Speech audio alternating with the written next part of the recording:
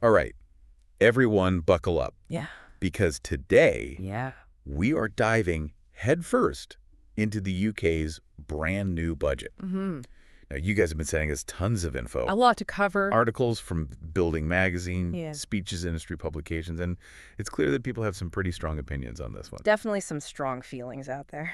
We are on a mission today Uh-huh. to break it all down for you and figure out what it all means, especially for the construction industry. Absolutely, especially with all the changes happening in that sector. So let's start with the big picture overview. Okay, big picture, it's labor's first budget in 14 years. So a lot riding on this. A lot riding on it. They're calling it a plan for national renewal. Mm. Essentially, they're trying to boost the economy through massive investments, but with some hefty tax hikes to go along with it. All right, so that's the headline. Okay, that's the headline. Big investments, but also big tax rises. Exactly. We're talking $100 billion in capital investment over the next 5 years. Okay, hold on. 100 billion. It's a huge number. That's like if you took every single person in London Oh, wow. and gave each of them £1,000, you'd still have money left over. Yeah, it's massive. And to pay for all of this, they're also introducing £40 billion in tax rises. Okay, so that's a lot of money coming from somewhere. It is a significant sum. Yeah, that's going to cause some debate, for sure. Oh, absolutely. So let's break it down. Okay. Where's all this money going? Who are the winners in this budget? Well, infrastructure is a huge focus. HS2 is finally getting the green light. HS2, finally? Yeah, they're going ahead with the tunnel into Euston, which is big news for a lot of people. Then there's money for the TransPennine rail line, getting that upgraded. They're pushing forward East-West Rail. And there's a big boost for road repairs, which a lot of people have been asking for. Right. So lots going on in infrastructure. Speaking of roads, though, there were a few projects that got the axe right. Oh, yeah, definitely. Like, what was it, the A27 Arundel Bypass Mm-hmm. and that A303 Stonehenge Tunnel? Yeah, those were actually already canceled. Oh, they were? But this budget added 5 more road schemes to the chopping block. 5 more. So they're trying to cut costs where they can. So what's the total savings there? Estimated savings, about £1.3 billion. 1.3 billion. That's not insignificant. It's not, and it sends a clear message that labor is shifting priorities away from those big road building projects. Interesting. So less focus on cars and more on rail and public transport. Yeah, it seems like quite a significant change in And direction. it's not just about infrastructure. Right. No, it's not. There's a lot of investment in public services, too. Okay. Like what? More funding for schools and hospitals. Makes sense. And there's a significant increase in affordable housing. Oh, that's good to hear. Yeah, definitely a focus on renewal there. Okay, so I see the themes coming through here. Renewal investment in public services and, of course, big infrastructure projects. Mm-hmm. I'm curious about green initiatives. Was there anything in the budget for all that green stuff everyone's talking about these days? Oh, definitely. They've allocated funding for the Warm Homes plan, which is all about improving energy efficiency in homes. Okay. And there's also support for green hydrogen projects. Green hydrogen. I'm seeing that everywhere these days. It's definitely a hot topic. And then there's also a commitment to the Sizewell C nuclear power plant. Sizewell C. Big project. So a lot of spending on infrastructure, Mm-hmm. public services, and all this green tech. Yeah, they're covering a lot of bases. Sounds pretty good on the surface. It does, but Let's get down to the nitty-gritty. yeah, let's talk details. What about the construction industry specifically? How does this budget impact them?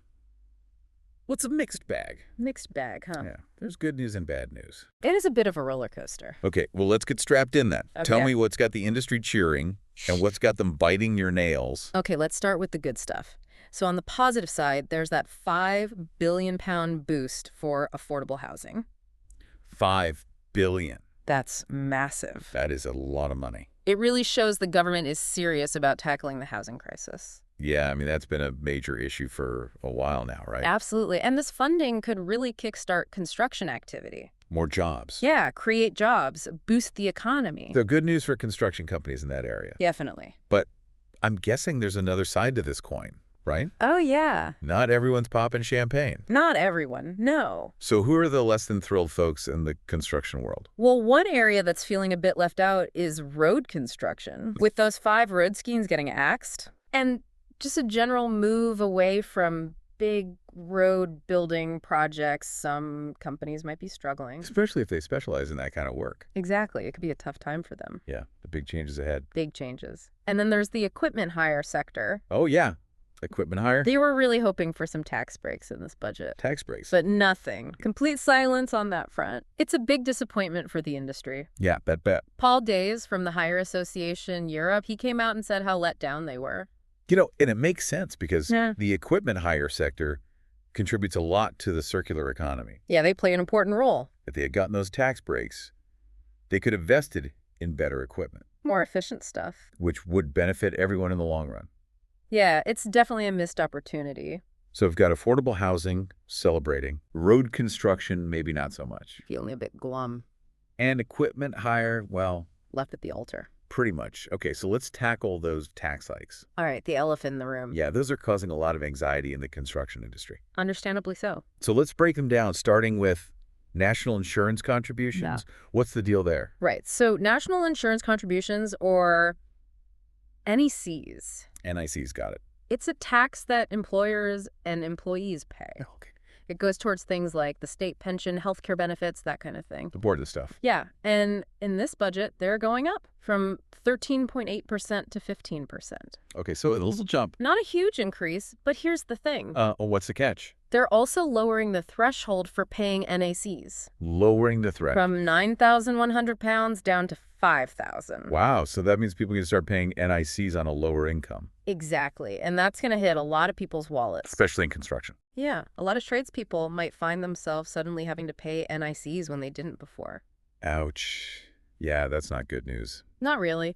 Yeah. Now let's talk about capital gains tax. Okay, capital gains, that's the tax you pay on profits when you sell something, right? Yeah, like if you sell a property or a business and you've made a profit, you pay capital gains tax on that. And that's going up too. It is, the lower rate's jumping from 10% to 18%. Okay. And the higher rate from 20% to 24%. So if you're a builder thinking about selling up and retiring, suddenly you've got a much bigger tax bill. Exactly. Imagine you've got a small construction firm. You've made a 50,000 pound profit. This new tax could mean an extra couple thousand going to the government. That's a big chunk of change. Yeah, especially when you're looking forward to kicking back and enjoying retirement. Definitely. So what's the thinking behind all these tax hikes? Well, the government says it's about making the system fairer. Yeah, they argue that those who earn more and businesses that profit more should contribute more. Okay, so the Robin Hood approach. Kind of take from the richer, give to the infrastructure and public services. But is everyone buying that argument? Well, it's a mixed bag. Mixed bag again. We've got some quotes here from industry leaders that really show the different perspectives. Okay, I'm all ears. Let's hear what people are saying. So Brian Barry from the Federation of Master Builders, he acknowledges that these tax hikes are going to be tough for businesses. Yeah, especially when it comes to hiring. Exactly. Construction's already struggling to find skilled workers. It is, and this could make things even harder. So not ideal. But Barry also points out that the increase in the apprenticeship wage could be a good thing. Oh, that's interesting. Yeah, it might make a career in construction more appealing. Especially to younger people. Exactly. So maybe some long-term benefits there. Okay, makes sense. Oh. What about Richard Beresford from the National Federation of Builders? What's his take? Well, he's actually quite positive about the funding for affordable housing and the commitment to retrofitting. That's good to hear. He sees those as real opportunities for the industry. So it's not all doom and gloom. Definitely not, but he's also worried about those ambitious housing targets. Right.